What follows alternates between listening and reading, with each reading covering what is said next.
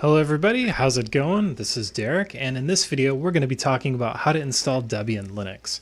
So please read the description and check out the article as always.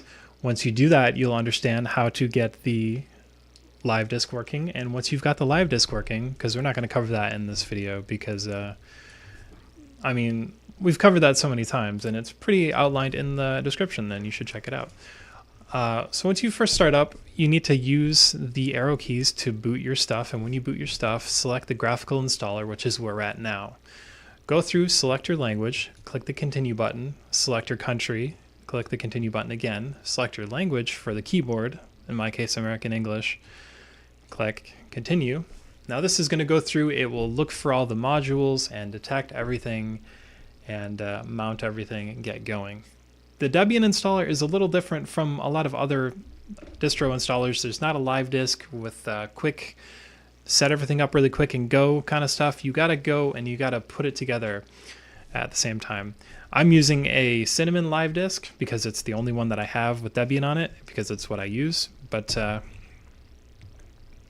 the first thing that requires our input with the keyboard is going to be to configure our host name. So a host name is what your computer is identified on by other computers on the network. So I'm going to enter Debian VM. You can enter whatever you'd like, it just has to be lowercase and it has to be a single word. You can have dashes, but no underscores. Once you do that, click the continue button, add your domain name. I don't need to add a domain, and I'm sure most people here don't need to. If you do need to add a domain, you probably understand what's going on in this step, so just click continue otherwise.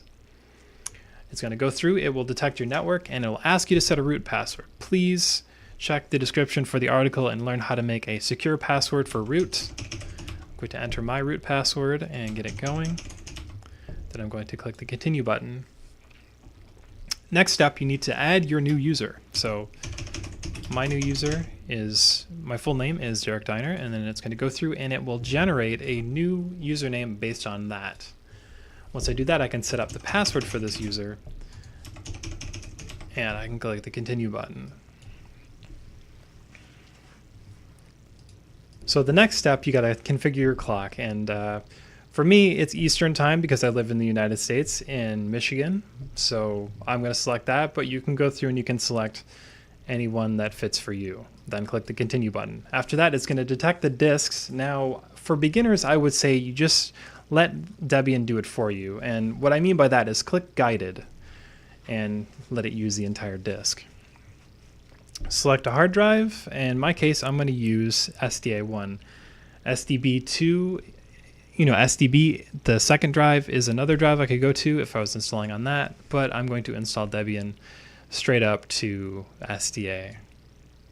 So this part is actually pretty important. This is when you select and set your stuff for your separate home partition. If you'd like that, I would say, just like the installer says, new users don't do that. Plus, if you have a small hard drive, it might mess with your head if you have a separate folder partitioned off and whatnot. If you want a separate home or a separate var and TMP, you can do that. Like I said, don't recommend that. Once you select the option, click continue. And it's going to give an outline of exactly what it's going to do. And in this case, it is the guided partitioning layout. And it's going to make a 24 gigabyte root partition as well as a 2.1 logical swap partition. And we can click finish partition and write to disk. And then click the continue button. It's going to install the system. Now, because I'm using a live disk, all of the stuff is installing right away. So this is the last step before Debian finishes up. So I hope you guys like this video. Just a quick little overview on how to get Debian going. We have this outlined in the article, obviously, but just a visual representation of that article, kind of showing you how this all works. I'm going to pause this and let it do its thing. I will be right back. So once the installation goes through and all of the files are put in where they need to be put, the last step is to install the grub bootloader. So we need to just click the continue button, and this is important because it will make it so that you can boot your PC. So just click the continue button and select your hard drive. If you're booting in UEFI mode, you're not going to have to do this, but as this virtual machine is running in the traditional BIOS mode, I have to select the hard drive and click continue. And this will install Grub and update it. And after that, it'll say that the installation is finished and we can use Debian. So guys, I hope you enjoyed this video, just a quick overview of how to install the Debian operating system. My name is Derek, and I will see you guys in the next video.